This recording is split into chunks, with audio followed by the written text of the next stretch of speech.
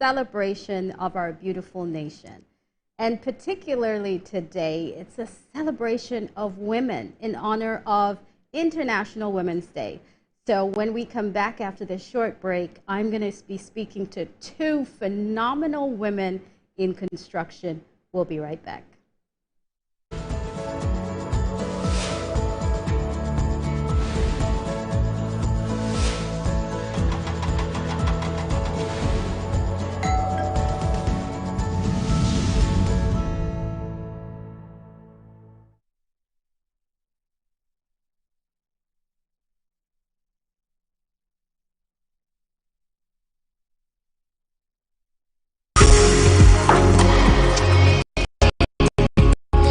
From finding your dream home to building a legacy for your family, the Homeowner Show has been your trusted guide.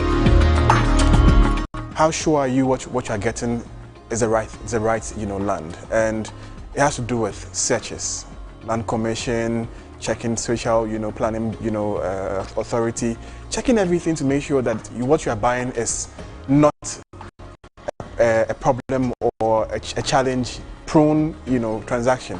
The stress of even not owning a house and constantly coughing up to rent is a big issue.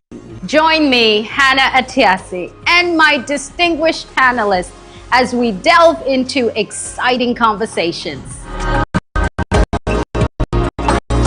Season 3 of the Homeowner Show, every Saturday at 6 p.m., only on Metro TV. Don't just own a house, build a legacy for your family.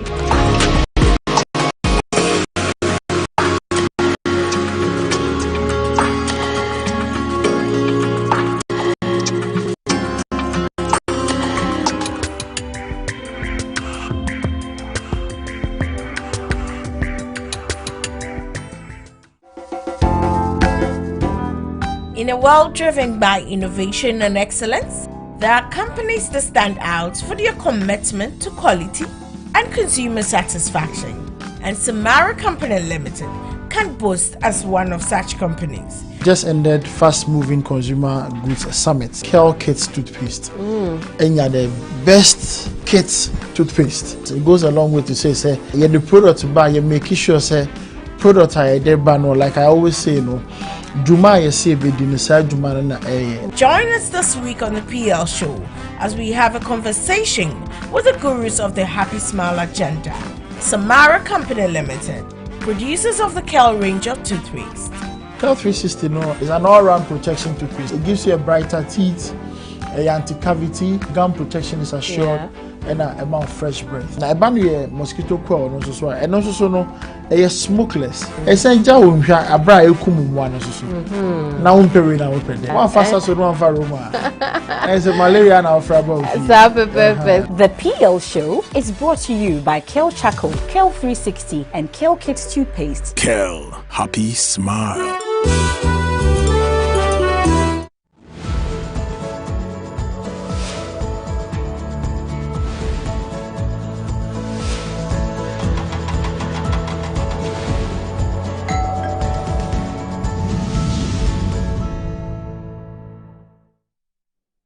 Welcome back to the Homeowner Show. If you're looking for a property to buy, rent, whether it's residential, commercial, or even buy land, affordable homes, make sure you work with a licensed real estate professional like Ewell's Realty and Consultancy. They are located at 5 Park Street in East Legon, and you can also reach them via email, info@ewellsconsult.com, or you can give them a call at 050-158-0464. And if you're planning a New Year's party coming up pretty soon, I'm sure, or Easter, christenings, birthdays, weddings, or even corporate events, make sure you reach out to Sophie's Food Bank. They have incredibly delicious foods, and I mean absolutely tasty, from continental to local meals as well. So please contact Sophie's Food Bank at 0205-793-951. And of course, please make sure you tune in every Saturday at 6 p.m. GMT prompt right here on the Homeowner Show on Metro TV, as we bring you all the educative, inspiring conversations from the building and construction industry in Ghana and beyond.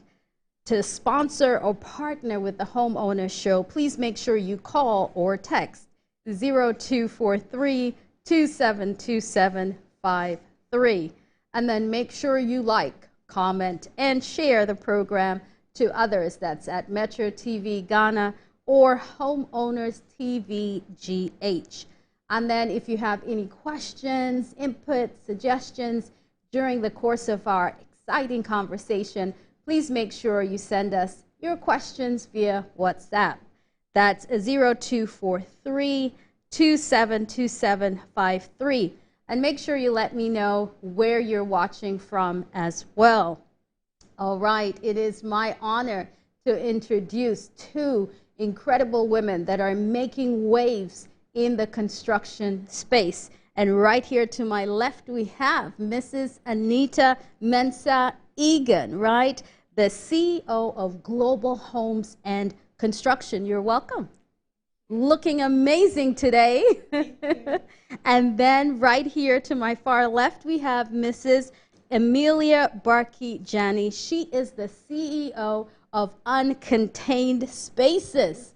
Look at you shining over there. You know, look at these women. They're in construction and look at them looking incredibly beautiful. Great to see you women out there. If you're thinking about getting into real estate and you think it's a male-dominated sector and you got to be all buff and everything, look at these two beautiful women here making waves in construction. So I'll start off with you. And so tell me a little bit about your company. What is it about? What was your vision? What's the story behind it? How did you get started in construction? Okay, thank you very much, Hannah. It's a privilege to be on your show. You inspire me a lot in this industry. Thank you. I want to make a little correction. Global Homes and Construction, I'm actually the managing director of the company. I joined the company a while back. The company has been in existence for over 15 years. Wow. It has been in the acquisition and in the sales of land mostly, and then ventured into construction. So I joined the company in the position as a managing director, and then we've been doing some projects along the way. Wow. So yes, I was in the industry as a realtor, facilitating sales before I joined Global Homes. And then now, yes. Congratulations. Thank you. Well done on that transition. Yeah. Now tell us about Uncontained Spaces. What does that mean, Uncontained Spaces, and how did you come up with that name? So Uncontained Spaces is a company that specializes in repurposing shipping containers into livable houses or offices, let me put it that way. Yeah, so we move away from the traditional blocks and bricks, and then we try to find alternative housing solutions, basically. For now, because of our weather and our landscape, the shipping containers happens to be the best fit for the space, and so we repurpose shipping containers into livable spaces. The dream was birthed 5 years ago, but prior to 5 years, I did real estate in tech. Okay. So somewhere in the third year, getting to final year, I had to choose a project, and then I decided to look at affordable houses. And reading online, I realized that most affordable housing outside Ghana was being done with wood or something away from brick and mortar. So then I started researching into wood homes and all of that. But I noticed that the wood houses would not work for our terrain because of our weather. And so that dream kind of died off. Somewhere along the line after school, I happened to work with a construction company, and they used polystyrene to put up a hospital. And then that sparked the interest again for me to know that, okay, there is still room somewhere for alternative housing solution. And one thing led to another, and I had to bet on Uncontained Spaces. Wow, incredible. So you talked about working for a construction company for a period of time. Yes. But what made you venture into that area? Because typically women would want to be in the office or just doing sales and marketing. Yeah. What made you decide to go into construction? Okay, so I initially choosing my courses, I wanted to read human resources. Wow. I had no interest in houses at that time, but then I selected my courses, and at some point, I think human resource was first, political studies, and then I chose real estate. I knew I was going to get HR, so real estate was just to fill the spaces, Yes. you know.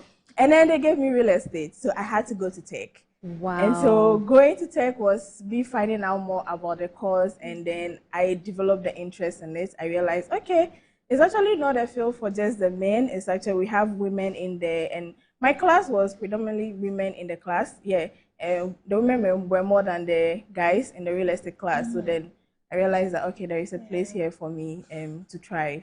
Wow, that's interesting. So why do you think we see more women in the real estate, in the classroom, but not necessarily out in the field? There must be a gap somewhere.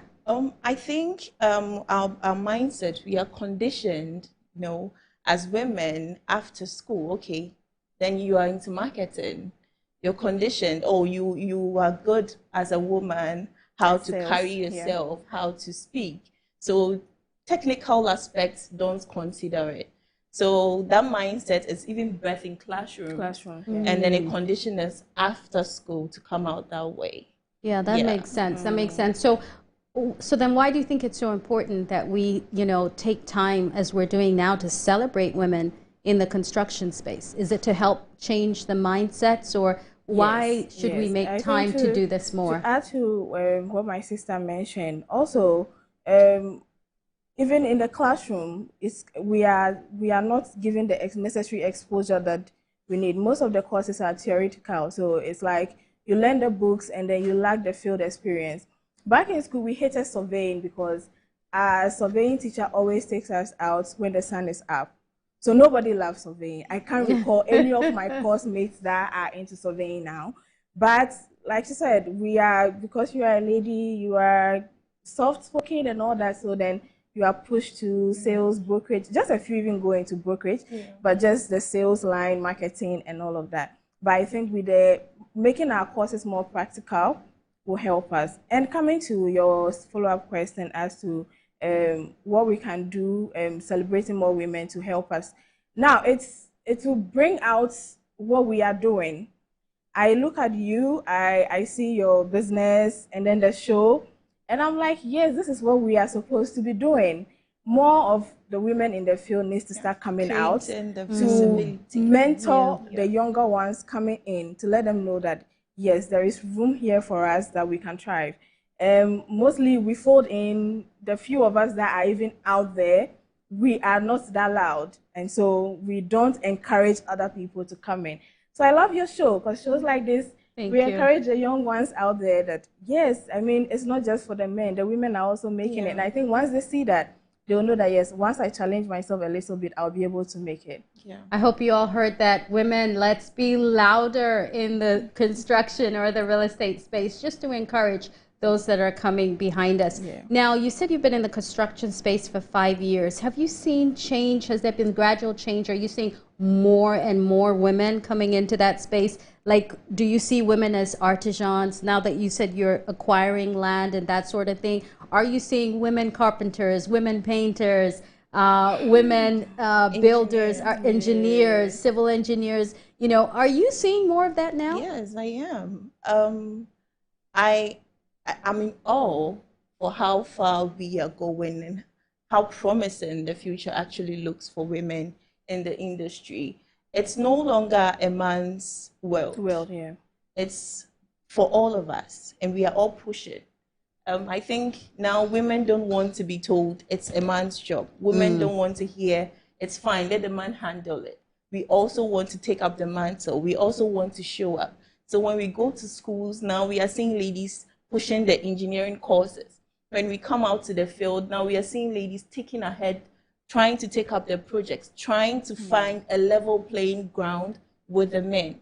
So I think, yes, it's very encouraging, and I see a lot in the future for all of us. That's fantastic. That's good news. So you wanted to add to that? Add to that. I think women are coming up more in the managerial roles, but we also have to encourage the young ones to also pick up with the artisan line, like the carpentry, the masonry, the welding, because they do well. Like the painting, the finishing, especially. When you find women painters, they pay attention to details. They go into the little details of whatever is supposed to come out, and it comes out beautifully. Like a female interior decor person, I mean, it's superb. Yeah. But then sometimes they shy away from those kind of trades because they think it doesn't pay well. It actually does. Now the artisans are making more, so then I think women can also look at those areas as well and learn. I know a female carpenter and she is shining. All she does is carpentry, and she does very well, exceptionally well with it. So I think it's something that we can encourage the young ones also to look at. Wow, I think that's fantastic. So all women out there in construction, in artisans out there, painters, carpenters, welders, please reach out to the show. And I will be intentional about finding positions for you in the construction space. We have two incredible women here as well who are all more than happy to have you, you know, start in those careers. So please do reach out to the show. Now, you talked about more women in managerial positions, right? So tell me, when you were promoted to an MD, when you became a CEO, did you have any challenges from, well, I shouldn't say did you, I should say could you tell us about the challenges? I know there's a long list, but maybe one or two challenges that you face, especially when somebody walks in and they're like, whoa, this is a woman, right? What are some of the challenges, if you can recall? Yeah. It's tough being a woman out here, folks. And the underestimation of your technical knowledge. And then I think your decision-making skills. Wow. So that's being questioned. That's being questioned. That's being questioned, especially on the field. When you are on a field and you are having an argument, or let's say you're trying to make a point with an artisan, he automatically looks at you because you're a woman. What are you supposed to know about this? But I think what I bring to the table, because I am a woman, is why I stand here. And I always stand by that. I will not let you put me off or sway me on the other side. So I've always stood by that. I always say this: when you have the purpose, when you stick to the purpose, when you have a strong mindset, okay, I'm doing this because of that, you don't let anybody's insecurities push you off or sway you away. You always move towards that. And at the end of the day, when they see you, when they see that you're producing results, they actually get on board because then now they can trust in your decision making. Now they can trust in your technical knowledge. So there's hesitation sometimes to follow that decision because the decision came from a woman. Yes. Unbelievable. And what about, you wanted to add to that, or? Okay, I've had people go by me to my boss to, you know, verify if this is supposed to be done because this is what she said. Right, right. And it's so funny sometimes because I was put in that position not just because I'm a woman. I think my technical knowledge was tested, and over the years I have been trusted. So if you don't know it yet, I don't blame you. That's what I say. I don't blame you. You just need time to get to know me. And as time goes on, you will see who I am, and then we can work together. It's interesting because a lot of times as women, we have to prove ourselves. Men don't have to prove themselves. It is just sort of known that they can perform in this position. What are some of your challenges? Okay, so I'll move away. I mean, for the artisans, yes, it's constant. You know, they always look at you, you know, a young girl, what do you know? You know, even in terms of measurements, specifications, they would like to question. But what fascinates me more is even with clients, because sometimes calls come in and you have conversations with the person, and the person still is requesting to meet your boss. And I have to stress, like, I'm the boss, you know, and sometimes you make decisions like, okay, I can offer you this kind of discount, and it's still like, okay, until I see it done. So some way, somehow, I feel like in their mind, they are still seeing me like a salesperson, or I'm not supposed to be in the capacity to make certain big decisions. So, but then the surprising thing is that when they realize that you are the final decision making person in the organization, they give you the needed respect.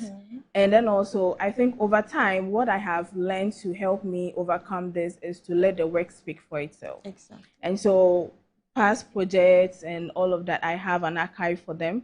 And then I let the work speak. I let you understand that you are here for work. Let's just go by whatever terms we have agreed to go by. Once the work is delivered, you get those same people giving recommendations, calling their friends, and at that point you don't talk. You just go in for the project. You don't do any kind of talking, convincing anybody. No. Once they are convinced, they do the marketing for you themselves. Wow. So for a young woman who's watching the show right now, what kind of tips for preparation would you encourage them, not just in terms of skill set, but also in mindset? Because I always believe you got to renew your mindset first before you zone in on the skill set. So what kind of preparation do you think is necessary for any woman coming into construction and then, you know, coming into a position where you are essentially a leader in the industry? What I'm going to say, I think this cuts across in every field where they tell you be strong. But in this field, you have to be extra strong. You have to be extra courageous and bold, because it's not a level playing ground with the men. If the man is given a ground 0 to start from, you are given negatives. So by the time you would cut cross and meet him at 0, he's ahead of you. So you have to fight. You have to stomach a lot of things and not look or downplay your things or be emotional. You see, our emotions are good. Don't let anyone tell because you're a woman and your emotions is bad. No. But you should know where you show it. You should know how to play it. You should know how to stand by it and fight. If you have a purpose, fight for it. That's what I'm going to say to a young lady. Be strong. It's not a level playing ground, but you can do it. Fantastic. So 10x your strength in real estate, right? And then also make sure you know that you could do it. And don't let your emotions get in the way, women. Don't let your emotions. And what about you? I would like to add that you need to understand, as a young girl watching me, that competence has no gender. And so you can build your competence in whatever field you want to go in: project management, interior decor, the construction itself, designing, architecture. You can build that competence and that will speak for you. I think we place a lot of duty on women. We have to push in the extra to do so much. But I realize that if you are good at what you do, the work will itself speak for you. And so I will encourage young girls that, as away from the skill sets, you need to learn how to be confident. I think one of the skills I acquired when I started this journey is to build confidence. And confidence comes with knowledge. And so you should be willing to go the extra mile, read more, just have general knowledge about everything happening in the space. And then it will help you build that competence to that level where you step into rooms and you are not afraid. Because mostly it's fear. You get in and you are afraid. Everybody notices you are afraid and they'll just walk over you. But once you walk in and they realize that this lady is confident, even if you are not so sure, but just the confidence alone will get you like 50% of the talking done, and then you can just use your knowledge to just cover up the rest, and then you are good to go. Yeah. Fantastic. And so build your confidence and competence. I love that. Yeah. And I always say invest in yourself. Study, study, study the industry. Know it in and out. Study the market trends. Study everything in your area so you perfect your craft, because a lot of times, you know, people will look at you and think because, oh, you're a beautiful woman, you don't have a brain, right? Until they speak to you or they work with you and then they see that, you know, you are very competent in this area. So invest in yourself and you'll find out that the men will come and they'll be the same ones calling you and asking questions because they find you competent. Absolutely. So, you know, as a woman, right, that's your woman-led construction company, woman-led in your area as well. You know, overseas they have women-led initiatives and grants and women empowerment and that sort of thing. What about here in Ghana? Because, you know, do we have women-led empowerment or initiatives? Because, you know, the reality is people can say, I don't want to be the face of this company because investors may not feel that I'm competent. The reality is we need funds injected in our businesses. Clients may look at a woman in construction and say, wait a minute, I'm not buying that home because a woman is in that space. So let's get down to the reality of it. Are we seeing change in that area that people no longer care of the gender and they would still patronize the products or services, or do people still care? No, I don't think they do. They don't care. So far as it's what they want and the standard meets what they are looking for, they are okay coming in. But I think where we are lacking is with the access to funding. You know, I see a lot of initiatives coming up for women, women-led in agriculture, women-led businesses in agric, or women in agriculture. They seem to have a little funding flying here and there. You find some banks having grants for women in agriculture. But when it comes to women in construction, I'm yet to hear of one. And sometimes it's a bit disturbing because we need the kind of push to help us expand, to help us scale to that level where we can match up with, let's say, foreign brands that are coming in. Because for my space, for instance, now the challenge that is going to happen in the near future is that we're going to have a lot of Chinese companies coming in with prefab. And so then my next competitors are going to be prefabs. But then we can scale Uncontained to that level where we can match up, say, a multi-million company that is coming into the country fresh, because we already know the ground, we know the terrain in Ghana, but we don't have the needed support. We don't have the funding. We don't have access to capital. And even sometimes you go to the banks to get funding. The challenge with women is that we have little to no collateral in terms of properties, you know, because you have to get some kind of properties to be able to guarantee for the loans. And most women don't have. So then obviously we are not up for those kind of grants or the facilities that would actually help us boost the business in the way that we need to. Yeah, because then your property, what she's referring to is your property becomes a guarantee for that loan. And you know, in Ghana, only 8.1% of women own properties. Exactly. You know, and we need to change that statistics. You know, I think more women have been conditioned to wait until they get married and to buy it with their husbands, or you know, don't buy it when you're single because men will be intimidated and all these things. So it's cultural, psychological, and historical even. We see it even in the Bible as well, how the daughters of Zelophehad had to fight for the land.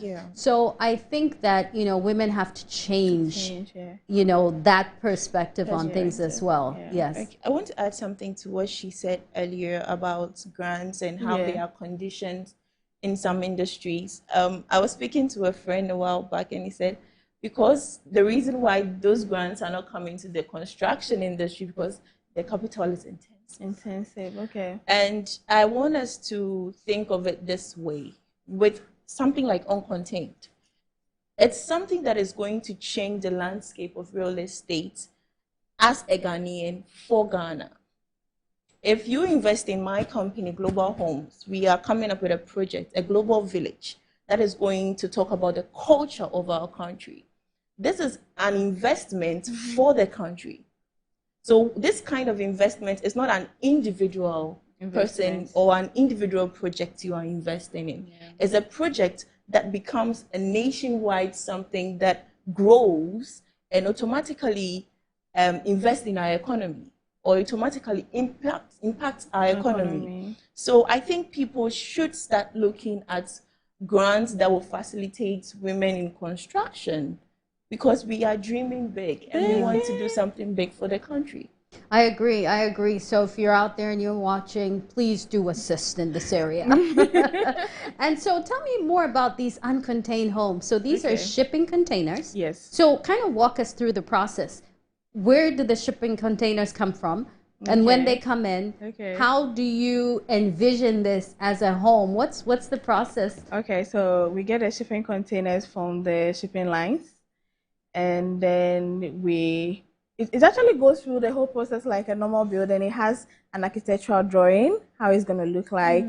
We have the working drawings done, the MEP, the structural drawings, and all of that. Then we go into cuts. So we cut out the openings, and for uncontained spaces, we like to have big openings, unlike most container homes that I see around, like small home openings. Already it's an enclosed space, so we want to have big openings for ventilation and aesthetics as well. So we cut out the openings, we do the welding, we go in, we anti-rust the container. Oh, wow. Yes, so that it preserves it.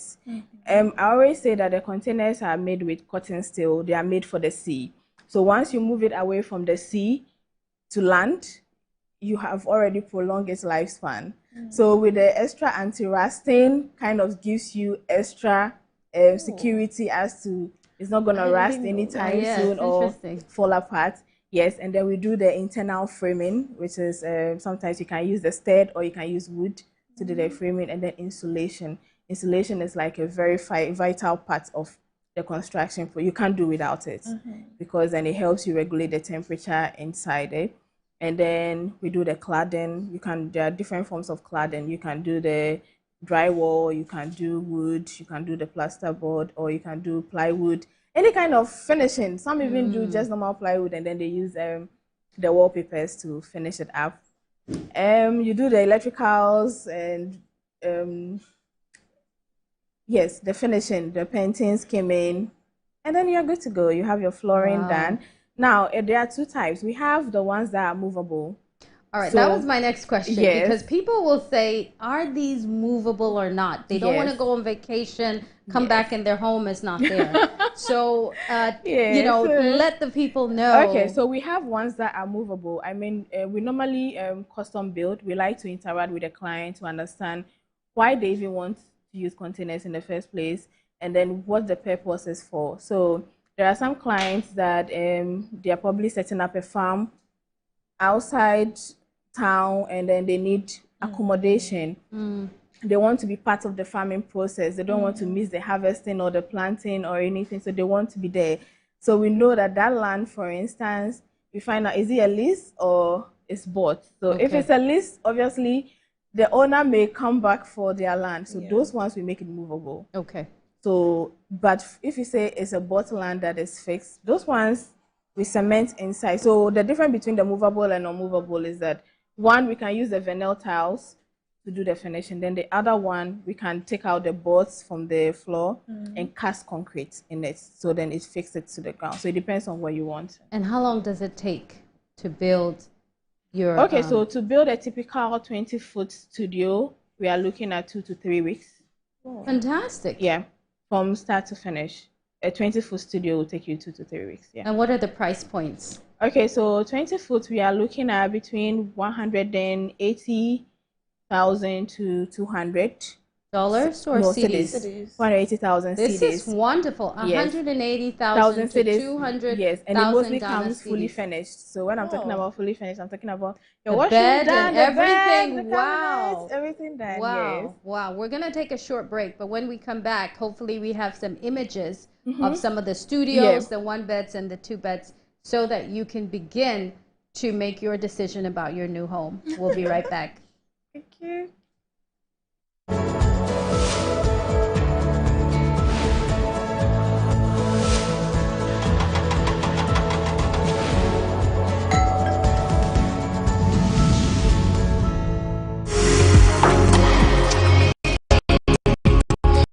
From finding your dream home to building a legacy for your family, the Homeowner Show has been your trusted guide. How sure are you what you're getting is the right land? And it has to do with searches.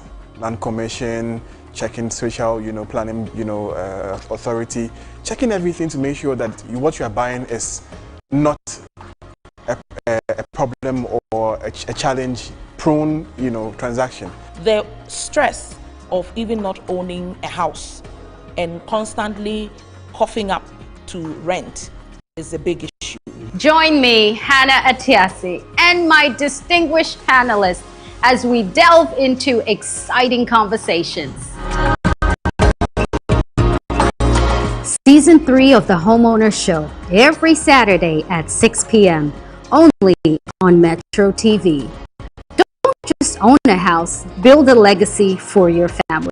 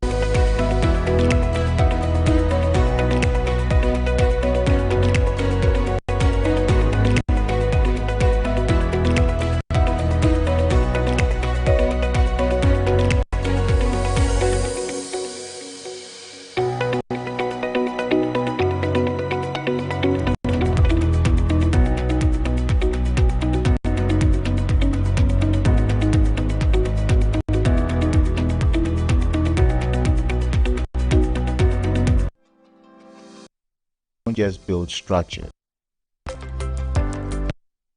This elegant office is a 120 fusion of innovation. Inside, designed for productivity, collaboration, needed space, the meet ideas to flourish. Scalable offices are built to work wherever you are. Uncontained spaces find office design. Welcome back. We've been having an incredible time with these two phenomenal women in construction. Ms. Amelia, we just watched a video of some of the container homes. Can you tell us about the video we just watched? So the first one, the all black containers, that's actually in the north. Who believe that containers will work in the north with their extreme weathers and the temperature, but it's actually one of our very successful projects because we realized that with the right insulation, in the night, you can actually go without AC or fan. Wow. And then it's cool because then the metal conducts its weather. So unlike the block and mortar where the blocks absorbs the heat during the day and then evaporates in the night, the container structure is metal. So if it's hot, it's hot. If it's cold, it's cold. So once the sun drops, it's cold. So you can actually live in it without AC or fan. Just open your windows. And the windows are very wide. And so you don't have an issue with ventilation. But moving away from the north, or that in terms of the general insulation, I think people would like to know is often like a mainly asked question, like, how is it inside? I think on a normal day when the sun is up and high, you can do with a fan, or if you want chill, you can go with an AC. But if you open your windows and you have air coming in, most of the windows we position it for cross ventilation. So once you have the air coming in, a fan is okay. But then you can also, with an AC, you are good to go.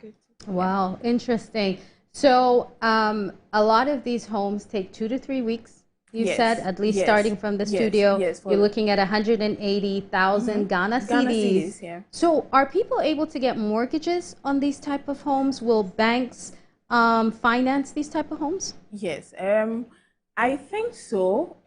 We have not really gone into financing yet, but I think just off the record conversations I have tried having with a few banks, I think their major concern is with the studios being movable. Yes. You know, once you finance that and you come and the person lifts the container away. So I think that's the only caveat that is breaching us from getting final funding for them. But I think the first video we watched, those ones are fixed. They are not movable. So I think a property like that, you can actually get funding for it because it was for a farm and it's fixed. We concreted it to the ground, so it's not moving anywhere. And the reason why we did that was because of the nature of the soil. So at Uncontained, you know, mostly people think it's just. I've heard a few times people say, "Oh, it's just containers." We do more than just containers. We also do more of engineering because we look at your soil type. The soil type there was clay. And we know clay is not stable, so then we realized that if over time it moves, then just normal pillars was not going to help us. So we decided to do like a full-fledged foundation and then sit the containers in there so that it doesn't move. Yes. Wow. And one of the homes, I noticed that the exterior did not look like a container. Oh, yes. So that's an office space. And the client didn't want the containers to show, so we had to use the red hardwood to clad outside. Yes, but then there are different forms of cladding that you can use. You can use the aluku bond to clad. We can also use the cement boards to clad, and then we can obviously use the wood to clad. Yeah, and it gives you a very fine finish, and it looks premium. Yeah. Great. Yeah. And so tell us the price points for your 1-2 beds, because I know people are taking notes and they're jotting it down right now and they're planning to buy. So what about for those families or young professionals? The one, like I said, the studio, the 20-foot studio, we are looking at 180 to 200, depending on the kind of finishing or the level of finishing that you want. For 2 bedrooms, so 2 bedrooms, we have 2 types.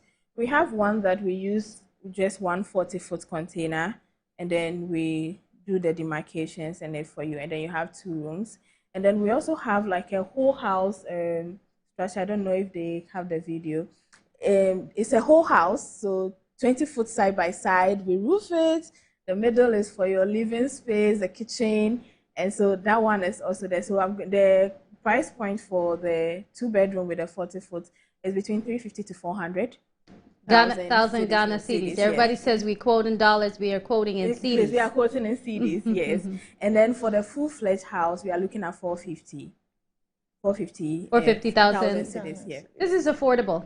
You know, people want affordable housing. This is affordable housing. Yeah. And the beauty of this is you can customize it to your own taste. And you can have it to whatever location. Yeah. And you know, the fact that it's movable, if you're living in a certain area and you want a change of environment, I love this. In a few years, you can say bye-bye and take it to another location. Yeah. So you can be living wherever you want. Yeah. Isn't this amazing? It is. Well done, Madam CEO. So now you tell us about Global Homes. Tell us about some of your homes there. Okay, thank you. Right now we have a project in Dodowa. Oh. We have about we have 8 structures. Wow. And then we have a mansion behind it. These are already sold out. And then we have upcoming projects in Shy Hills. So that's where we are standing now. Okay. This is Dodowa, the mansion we are completing. This is now Shy Hills, that we are starting an affordable housing project. And we have lands available in Shy Hills that are also up for sale. So I'm looking at Amelia here and I'm thinking, so if you are buying land from me and then you are purchasing Amelia's container, you are building a house in Ghana for 500,000 Ghana cedis. And I think we have solved our affordable housing situation in Ghana. There is no need for us to start complaining anymore. So yes, right now our project that we are working on in Shire Hills is a global village. The notion and the objective behind this is to construct an ancestral village where we can celebrate our roots and also have a community beside it as well. This I saw this when I went to South Africa, and I was so amazed at how they celebrated their Zulu, all the other cultures in one space where they sat you down. And then I came back, spoke with my boss about it, and then we've started this project, and it's coming up very soon. So watch out. I'll be bringing out price point. It's an off-plan property. The village is on the other side, and we have off-plan properties also on the other side for people to purchase. Wonderful. Women in construction and women in collaboration. You got the land and you got the contained homes here. Now, you know, a lot of people say Shire Hills is too far. I want you to let people know, I personally love Shire Hills, and I've been a big advocate of the Shire Hills area for many reasons. But why did you choose Shire Hills? Okay, I think we are now all moving away from the hustle and bustle of the Accra city. It's nice, but let's be honest, it's becoming chaotic sometimes. We love the city, it's our city. But Shire Hills, because now we want to also embrace that ecosystem. You wake up in the morning, you want to feel the breeze of natural, fresh air. You want to see how nature actually feels and how it makes you feel. As I think having yoga, I think all these things, it makes the atmosphere, it makes the ecosystem very energetic. It gives you a sound mind. It gives you I don't know the words to use, but we chose Shire Hills because of the hustle and bustle of the city, that we all want to move. And now the government is also even trying to create an other city. I think the president spoke about this a while back. The green city, yes. So I think we are all now trying to find another way. Real estate is not just in the city anymore. It's also outside the city. So it's not far.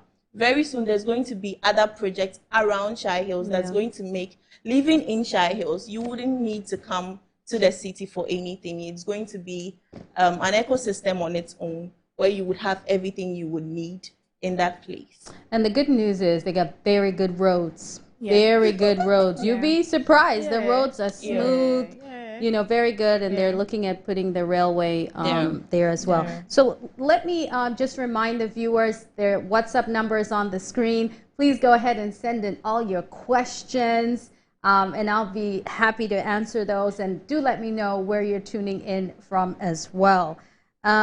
I do have some comments here that are coming in already. Thank you so much. This is from at Pizza Real Estate, watching on YouTube. Great show. Love seeing women rising in construction industry. Thank you so much for tuning in. Nick says, how can more young women join this field? So how can they join? What do they need to do? Where do they start? Where do they go? Okay, should I take this? You can. Sure. I think you should first start with the hunger to want more. And then I think we've briefly said something about this already. And I want to touch on a point that Hannah said something about investing in yourself. I think value speaks a lot. When you enter a room with your value, it brings a lot of opportunities to you. So as a young woman looking at Amelia here, if you're encouraged and then you want to start, invest in yourself. As Hannah said, be valuable, know what you want to do, and then research on it. There are ladies in the field you can start learning from, even from afar. A lot of people say, I want you to mentor me.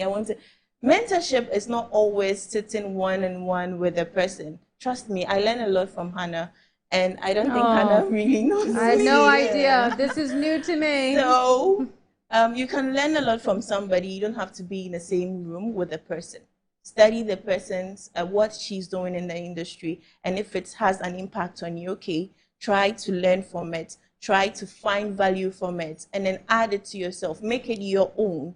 You don't have to do it exactly as the person is doing it. Make it your own, and then you can do it. I always say this, never be underestimated. Don't let somebody's insecurities put you down. If you want to do it, you can do it. So if you're a young lady out there and you're inspired today, invest in yourself, be valuable, and then what? Be strong. Yeah. Yes, and value attracts. It really does. Value attracts, as you said. And she said, just like Nike, just do it, right? And I noticed when I was in secondary school, we used to go for this mentorship programs, Springboard Roadshow. I don't know if it's still on. And what that did for me was give me the exposure that I needed in terms of seeing people, seeing women up there making it. And that really stirred up a drive in me to actually want more. So last year, I started an initiative. I call it Uncontained Women. What I do with Uncontained Women is one arm of Uncontained Women is we go to secondary schools and then talk to them.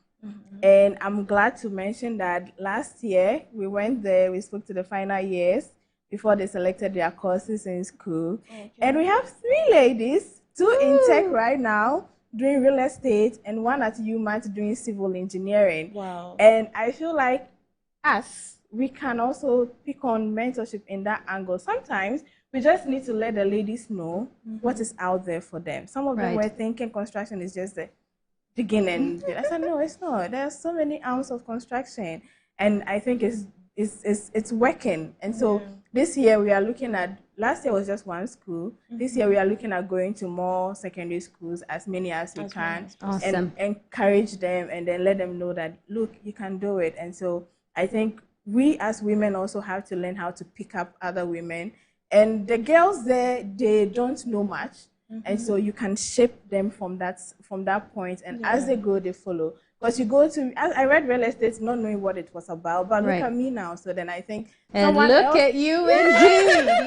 Yes. Look at her. Amazing. This is a beautiful example, 2 beautiful examples of what women can achieve in real estate. And also, as what is a consensus here is invest in yourself, right? You can go to the Accra School of Real Estate. Go to the website, accraschoolofrealestate.com. They start courses on April 27th. It's a 6-week course.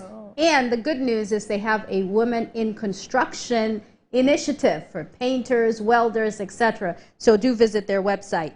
All right, we're running out of time here, so I want to make sure I answer all your questions.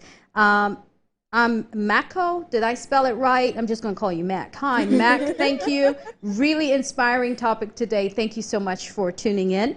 Adventure watching on YouTube. What inspired more women to join Ghana's construction industry recently? Hammerleck watching on YouTube. Are there success stories of women leading major construction projects in Ghana? Absolutely. I think the one that comes to mind, I call her the Manette lady, but it's Madame Teresa, and she's built almost 2,000 homes, right? So there's your huge success story. A question here, what inspired more women to join Ghana's construction industry recently? What do you think has inspired them? Is it looking up to women like you that inspire them? And I think the drive for more. Women are breaking away from the traditional thinking that we have been put in, like you are made for the kitchen or you are supposed to be in the office. I think women are beginning to want more for themselves, and so they want to venture into industries that are not really known for women. All right, let me go through this quickly. Big respect to the women leading the way in construction in Ghana, and you didn't tell us your name, but thank you for your comment. This is Serena Sewa in Tema, Newtown. I want to be like these great women leading the construction industry. You are great. You are great. I'm Jonathan Malley from Tamale. This is very insightful and inspiration. Good program. Good evening. With the container building, will the 450,000 Ghana cedis cover the transportation and all the other finishing works? Yes, it will. Please, does the amount you mentioned include the land, and which areas are you located? Harriet, thank you so much.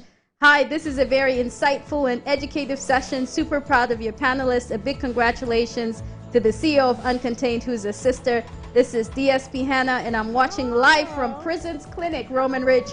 Kudos, Dr. Hannah. Thank you. Good evening, madam. I have a project, and I want Global Home and Construction Limited to build for me, so how will I find them, please? All right, all their phone numbers will be on the screen. We got to wrap it up. You hear that music in the background. They're like, get off the set. So I want to thank my guests for being here tonight. Thank you so much, and thank you for tuning in. I'll see you next week, Saturday. God bless.